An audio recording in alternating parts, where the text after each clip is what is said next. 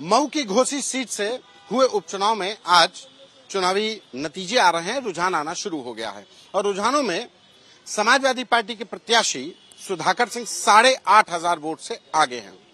भले ही ये चुनावी नतीजे एक सीट के हों, लेकिन इन नतीजों का समाजवादी पार्टी और बीजेपी के लिए बहुत अहम है। अहम इसलिए क्योंकि बीजेपी और समाजवादी पार्टी के नेताओं की साख तक इन दोनों प्रत्याशियों के सहारे दांव पर लगी थी। हमारे साथ बात करने के लिए समाजवादी पार्टी के नेता सुनील सिंह साजन हैं।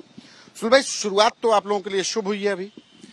इसके लिए हम घोसी की सम्मानित जनता को धन्यवाद देंगे, उनका आभार प्रकट करेंगे कि उन्होंने बीजेपी के भ्रष्टाचार के खिलाफ, बीजेपी के घमंड के खिलाफ, देश में बढ़ती महंगाई के खिलाफ, बढ़ती बेरोजगारी के खिलाफ और जो भारतीय जनता पार्टी लगातार इंडिया का अपमान कर रही है, देश का अपमान कर रही है, जैसे विपक्षी पार्टियों ने इंडिया गठबंधन बनाया, माननीय प्रधानमंत्री जी हों, माननीय गृह मंत्री जी हों, माननीय रक्षा मंत्री जी हों, माननीय मुख्यमंत्री जी हों या भारतीय जनता पार्टी का कोई भी नेता हो, कोई प्रवक्ता हो, इंडिया नाम ही नहीं ले रहे हैं आप।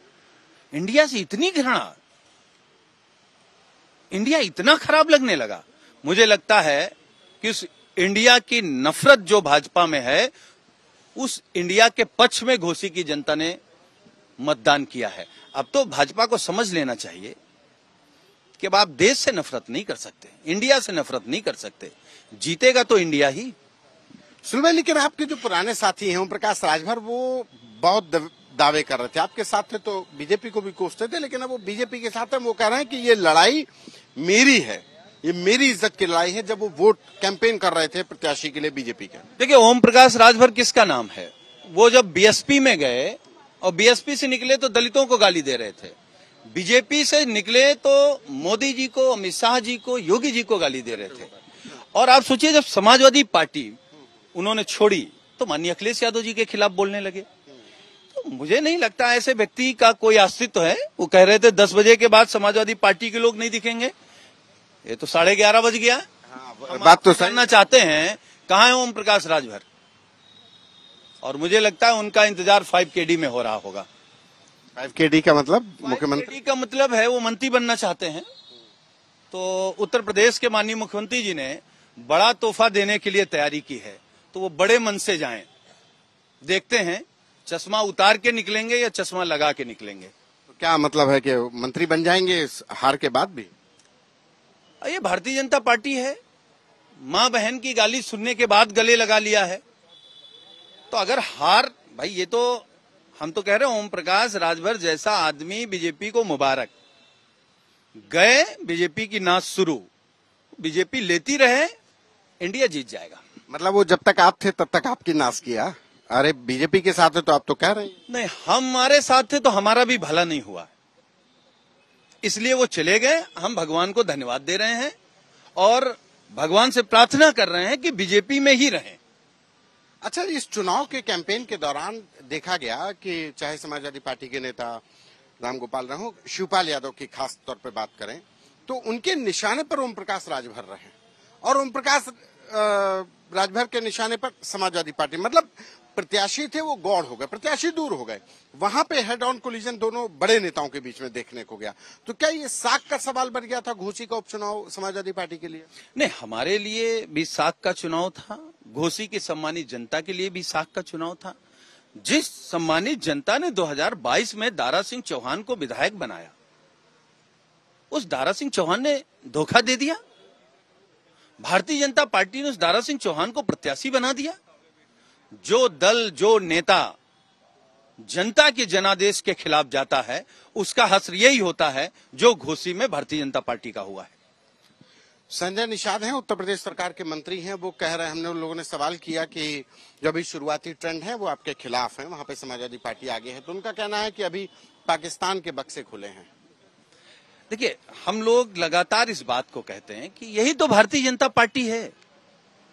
किसी में वो पाकिस्तान ढूंढ लेते हैं, किसी को देख के शूद्र बता देते हैं। ये तो भाजपा है ना, जो कपड़े देख करके पहचान जाती है।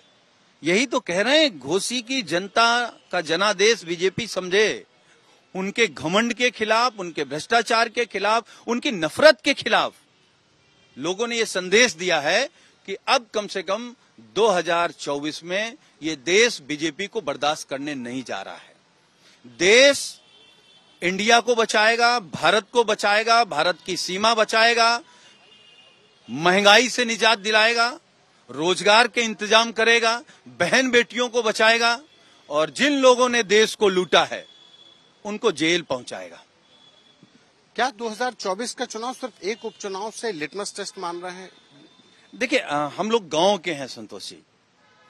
जब मार्केट में कोई फसल बेचने को जाते हैं तो पूरे बोरे के बोरे नहीं ले जाते हैं, बानगी ले जाते हैं, ये कुछ दाने ले जाते हैं। तो ये जो घोसी का चुनाव है 2024 की बानगी है कि देश का परिणाम क्या आने वाला है। अगर घोसी में सपा जीती है, घोसी में इंडिया जीता है, तो पूरे देश में इंडिया जीतने जा रहा है। अभी तो रुझान आए हैं, अभी नतीजे आना बाकी है। क्या अभी आश्वस्त हैं कि समाजवादी पार्टी जो बढ़त बनाए हुए है, अभी 8,500 वोट से आप लोग आगे हैं, कहीं ऐसा तो नहीं कि बीजेपी बीच में आकर के पटकनी दे देगी? देखिए, बीजेपी से तो हम लोग उसी दिन जीत गए थे जिस दिन नामांकन था। बीजेपी उसी दिन चुनाव हार गई थी। हम तो पूरा चुनाव डीएम से, एसपी से, सीओ से, दरोगा से, सरकारी कर्मचारियों से, बीजेपी के भ्रष्टाचार वाले पैसे से, उसी पैसे से बटी हुई दारू से, लोगों को जो धमकाया जा रहा था उससे और बीजेपी के अहंकार से लड़ रहे थे। आज हम प्रशासन से भी जीत जाएंगे, बीजेपी के अहंकार से भी जीत जाएंगे और जो उनका पैसा है वो पैसा हार गया, जनता जीत गई। आश्वस्त हैं? मुझे लगता है कि जैसे जैसे राउंड की गिनती खुलती जाएगी, गिनती आती जाएगी, समाजवादी पार्टी का मार्जिन बढ़ता जाएगा और भारतीय जनता पार्टी के लोगों की सांस रुकती जाएगी। धन्यवाद। ये थे सुनील सिंह साजन, जिनको भरोसा है कि अभी जैसे जैसे राउंड की गिनती शुरू होगी, समाजवादी पार्टी के जीत का मार्जिन बढ़ता जाएगा और बीजेपी घोसी का उपचुनाव हार जाएगी। कैमरा पर्सन संदीप दुबे के साथ संतोष कुमार, यूपी तक।